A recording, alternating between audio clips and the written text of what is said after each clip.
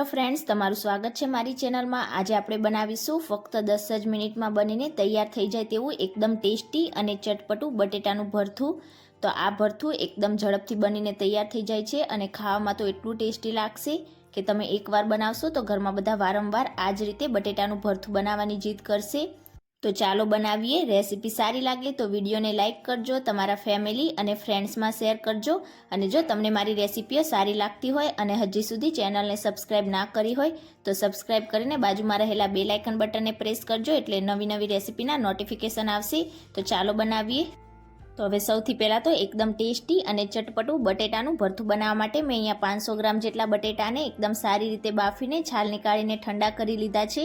તો હવે સૌથી પહેલાં તો આપણે એક બટેટું લઈશું અને બધા બટેકામાં આ રીતે ફોકની મદદથી આપણે કાણા કરી લઈશું। તો આ રીતે આપણે કાણા કરીશું એટલે જ્યારે બટેટાને આપણે શેકીશું એટલે છેક અંદર સુધી આપણું બટેકું એકદમ સરસ રીતે શેકાશે અને ખાવામાં બહુ ટેસ્ટી એવું લાગશે। તો બિલકુલ આ જ રીતે આપણે બધા જ બટેટાના અંદર આ રીતે ફોગની મદદથી કાણા કરીને તૈયાર કરી લઈશું। અને આ રીતે કાણા થઈ જાય એટલે હવે આપણે બટેટાને શેકીશું। અહીંયા મેં ગેસની ફ્લેમ ઓન કરીને આ રીતે સ્લો રાખી દીધી છે। હવે બટેટાને આપણે આ રીતે કાંટાવાળી ચમચીમાં ભરાવીને ચારે બાજુથી બટેટાને ફેરવતા જઈને એકદમ સારી રીતે શેકીને તૈયાર કરીશું। તો તમે જાળીમાં પણ શેકી શકો છો, પણ આ રીતે આપણે કાંટાવાળી ચમચીમાં બટેકાને ભરાવીને શેકીશું એટલે બટેકા એકદમ આસાનીથી શેકાઈ જશે। તો આ રીતે તમે બાફેલા બટેકાને શેકીને ત્યાર પછી બટેટાનું ભરથું બનાવશો તો ખાવામાં એટલું ટેસ્ટી લાગશે કે તમે એકવાર બનાવશો તો ઘરમાં બધા વારંવાર બનાવવાની જીદ કરશે અને એકદમ ઝડપથી બનીને પણ તૈયાર થઈ જાય છે। તો તમે એકવાર આ રીતે બટેટાના ભરથાની રેસીપી જરૂરથી ટ્રાય કરજો।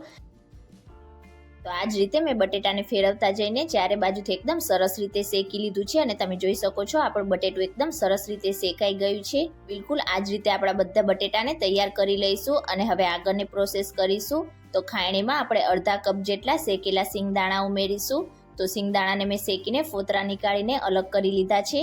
હવે બધા સિંગદાણાને આપણે અધકચરા ક્રશ કરી લઈશું। તો આ પ્રોસેસ તમે મિક્સર જારમાં કરવા માંગતા હોય તો મિક્સર જારમાં પણ કરી શકો છો। તો અહીંયા તમે જોઈ શકો છો આ રીતે મેં સિંગદાણા અધકચરા રહે એ રીતે તેનો ભૂકો કરીને તૈયાર કરી લીધો છે। હવે આપણે તેને બાઉલમાં નીકાળી લઈશું। આ રીતે અધકચરા ક્રશ કરેલા સિંગદાણા તમે ભરથામાં ઉમેરશો તો બહુ ટેસ્ટી એવા લાગશે। હવે એ જ ખાયણીમાં આપણે 4 થી 5 નંગ જેટલા લીલા મરચાંના આ રીતે મોટા ટુકડા કરીને ઉમેરીશું। તો આ ભરથું બનાવવામાં આપણે લાલ મરચું પાવડર નથી નાખવાના, તો મરચાં તમે તમારા ટેસ્ટ પ્રમાણે વધુ કે ઓછા ઉમેરી શકો છો। 5 થી 6 નંગ જેટલી લસણની કળી ઉમેરીશું। અડધી ટીસ્પૂન જીરું ઉમેરીશું। અડધી ટીસ્પૂન જેટલું મીઠું ઉમેરીશું અને હવે બધી જ વસ્તુને વાટીને આપણે મરચાં અને લસણની અધકચરી પેસ્ટ બનાવીને તૈયાર કરીશું। તો અહીંયા તમે જોઈ શકો છો મેં લસણ અને મરચાંની આ રીતની અધકચરી પેસ્ટ વાટીને તૈયાર કરી લીધી છે। આ જ રીતની તમારે અધકચરી પેસ્ટ વાટીને તૈયાર કરવાની છે એટલે ભરથુંમાં તેનો ટેસ્ટ એકદમ સરસ લાગશે। હવે ભરથું બનાવવા માટે આપણે એક કડાઈમાં 3 થી 4 ટેબલ સ્પૂન જેટલું તેલ ઉમેરીશું। ભરથું બનાવવામાં તમારે તેલનું પ્રમાણ થોડુંક વધારે રાખવાનું। તેલ ગરમ થઈ જાય એટલે અડધી ટીસ્પૂન રાઈ ઉમેરીશું। રાઈ એકદમ સરસ રીતે ફૂટી જાય એટલે હવે અડધી ટીસ્પૂન જીરું ઉમેરીશું અને જીરાને પણ આપણે સારી રીતે ફૂટવા દઈશું। જીરું એકદમ સરસ રીતે ફૂટી જાય એટલે 1/4 ટીસ્પૂન જેટલી હિંગ ઉમેરીશું અને હવે તેમાં થોડાક મીઠા લીમડાના પાન ઉમેરીશું અને બધી વસ્તુને હલકી સતળાવા દઈશું। લીમડો હલકો સતળાઈ જાય એટલે આપણે જે પેસ્ટ બનાવીને તૈયાર કરી છે તે બધી પેસ્ટ આપણે તેલમાં ઉમેરીશું। હવે મરચાંની પેસ્ટને આપણે મીડિયમ ગેસની ફ્લેમ પર 2 મિનિટ માટે મરચાં હલકા સોફ્ટ થાય ત્યાં સુધી સાતળીશું। તો મરચાંની પેસ્ટને લગભગ 2 મિનિટ માટે સાતળી લીધી છે અને આપણા મરચાં હલકા એવા સોફ્ટ થઈ ગયા છે। તો હવે તેમાં અડધા કપ જેટલી ઝીણી કટ કરેલી ડુંગળી ઉમેરીશું। આ રીતે થોડીક ઝીણી કટ કરેલી ડુંગળી ઉમેરવાથી ભરથામાં તેનો ટેસ્ટ એકદમ સરસ લાગે છે। મિક્સ કરીશું અને આપણી ડુંગળી હલકી સોફ્ટ થાય ત્યાં સુધી તેને સાતળીશું। તો અહીંયા આપણે ડુંગળીને એકદમ બ્રાઉન નથી કરવાની, હલકી ક્રન્ચી રહે એ જ રીતે રાખીશું। આ રીતે હલકી ડુંગળી ક્રન્ચી હશે તો ભરથુંમાં ખાવામાં ડુંગળીનો ટેસ્ટ એકદમ સરસ લાગશે।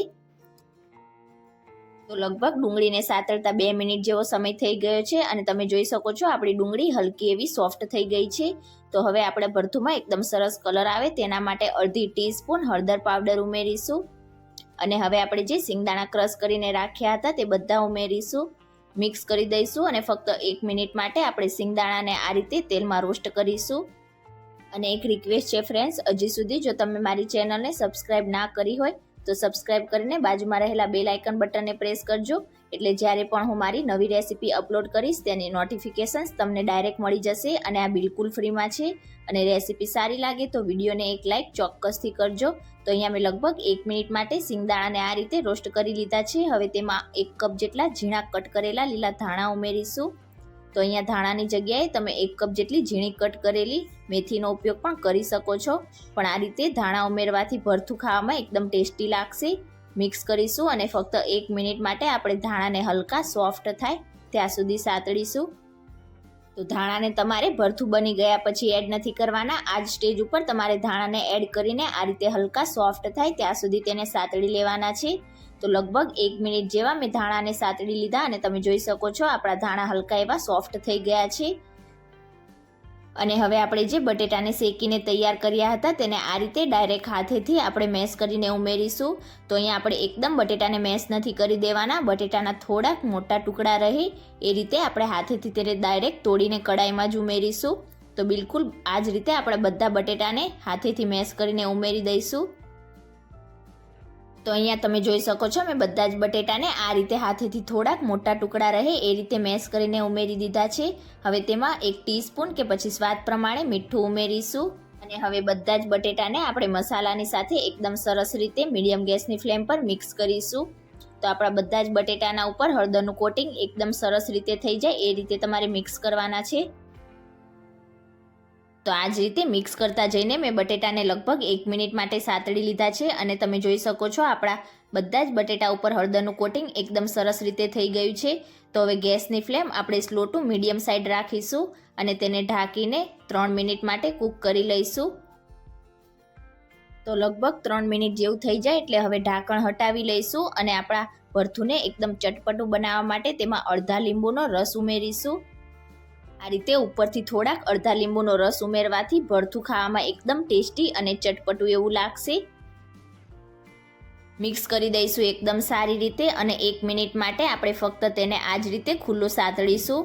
તો અહીંયા તમે જોઈ શકો છો જોતાં જ ખાવાનું મન થઈ જાય તેવું એકદમ ટેસ્ટી અને ચટપટું આપણું બટેટાનું ભરથું બનીને તૈયાર થયું છે. તો હવે ગરમા ગરમ ભરથુંને આપણે સર્વ કરીશું. તો આ બટેટાના ભરથાને તમે રોટલી સાથે, પડવાળા પરાઠા સાથે કે પૂરી સાથે સર્વ કરી શકો છો. ખાવામાં બહુ ટેસ્ટી એવું લાગશે. તો તમે ક્યારે આ રીતે ફક્ત 10 જ મિનિટમાં બની જાય તેવું બટેટાનું ભરથું ના બનાવ્યું હોય તો એકવાર આ રેસીપી જરૂરથી ટ્રાય કરજો. બધાને બહુ જ પસંદ આવશે. અને આજની મારી રેસીપી તમને કેવી લાગી મને કમેન્ટ કરીને ચોક્કસથી જણાવજો. રેસીપી સારી લાગી હોય તો વિડીયોને લાઇક કરજો, તમારા ફેમિલી અને ફ્રેન્ડ્સમાં વધારેમાં વધારે શેર કરજો અને ચેનલને સબસ્ક્રાઇબ કરીને બાજુમાં રહેલા બેલ આઇકન બટનને પ્રેસ કરજો એટલે નવી નવી રેસીપીના નોટિફિકેશન આવશે. Thank you for watching.